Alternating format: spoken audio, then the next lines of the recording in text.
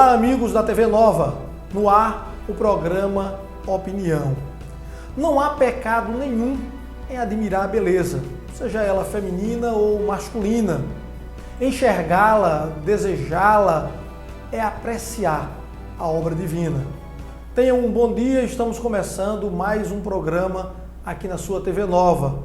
E se você quiser participar conosco por meio das redes sociais, manda uma mensagem pelo WhatsApp através do telefone 99512-8114 ou pelo Facebook, que nós estamos aqui para atender você. Então, manda também a sua foto, diga de que bairro e também de que cidade você está acompanhando o programa e nós iremos mostrar aqui. Hoje contamos com a presença de dois profissionais onde as suas atividades estão interligadas, possibilitando a eliminação de sintomas e trazendo uma melhor qualidade de vida para o paciente. A fisioterapeuta orofacial Stefânia Salles e o dentista com especialização em implantodontia, Andrei Figueiredo. Eles participam do nosso programa Opinião na manhã de hoje. De antemão, gratos pela presença de vocês. Tenham um bom dia. Bom dia. Você já sentiu uma dor e não sabia onde realmente era o ponto-chave? Se era um dente, o ouvido, a cabeça? Quando estamos com sinusite, a cabeça dói, o ouvido dói, tudo dói. E muitas vezes nós não sabemos como tratar, nem por onde começar. A fisioterapia bucomaxilar facial ou fisioterapia orofacial foi definida como sendo uma especialidade da fisioterapia com conhecimentos e técnicas específicas para aliviar dores na face, região oral, cabeça e região cervical, além de restabelecer a função das articulações temporomandibulares, dos músculos mastigatórios e as regiões citadas. Nos últimos anos, esta especialidade teve uma maior divulgação devido à sua atuação nas disfunções temporomandibulares, mais conhecidas como disfunção de ATM, e nas cefaleias tensionais, podendo atuar no pós-operatório de cirurgia bucomaxilar faciais, implantes dentários, cirurgias decorrentes de trauma de face, dentre outros. As DTMs são desarranjos que vêm afetando grande parte da população, não escolhendo sexo, idade ou raça. Não é difícil achar indivíduos com esse tipo de patologia, pois ela pode desencadear uma série de desconfortos que as caracterizam. Dentre eles, podemos citar dor na face, dor na cabeça, dor durante a mastigação ou bocejo e estalos e ainda sensação de desconforto em abrir e fechar a boca. Desta forma, os profissionais da saúde, como dentistas, fisioterapeutas e fonoaudiólogos, vêm se aprofundando em prevenção, tratamentos e manutenções para minimizar, controlar ou até sanar esse tipo de patologia. Eu não sei se você em casa tem passado problemas parecidos com esse, mas a verdade é que precisamos estar atentos e assim descobrirmos qual é o melhor caminho, porque quando a gente tem um desconforto, tende a gente acumular a doença, guardar, não querer procurar um especialista e por vezes passamos a ter estes problemas corriqueiramente, vai se agravando cada vez mais, então acho que quanto mais cedo a gente procurar resolver, melhor. Eu estou aqui com a Stefânia Salles e com o Andrei Figueiredo, que são especialistas, eu agora vou ficar só ouvindo, bom dia a vocês. Eu pergunto logo, Andrei, como é que a gente soluciona um problema desse? Quando a gente começa a sentir que tem esse problema, o que é que a gente tem que fazer? As disfunções da mandíbula, ela não escolhe uma idade especificamente para que seja desencadeado, seja iniciado o processo das disfunções. Nos ambulatórios nós encontramos pacientes jovens, pacientes de idade média. É um pouco mais difícil o paciente mais idoso apresentar essas disfunções. Mas não é uma doença que há uma idade restrita para que ocorra ou para que surja.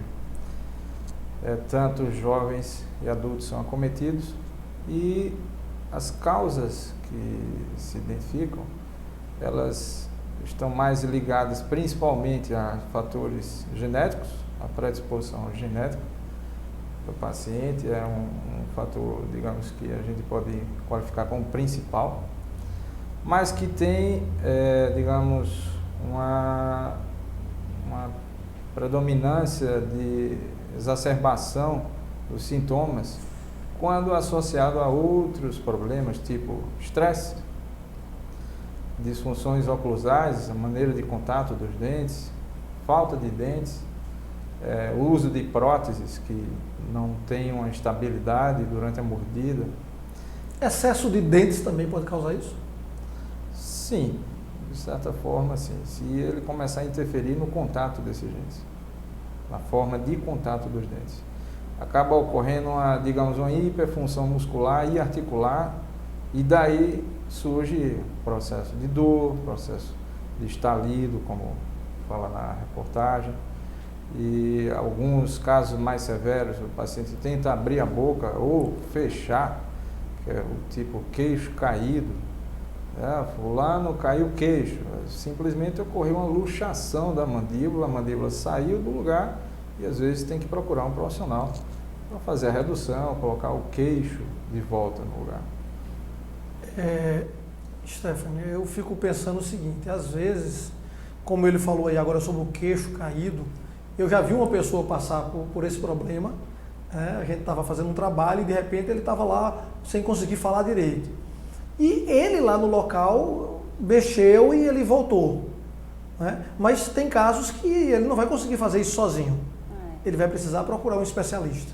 No caso, vai, principalmente para o dentista, no caso, porque assim, a fisioterapia ela vai atuar não nessa fase de colocar o queixo, entendeu? A gente entra na questão da dor do paciente, na questão da musculatura, Então a gente tenta trabalhar para retornar essa função muscular, melhorar também a nutrição articular desse paciente.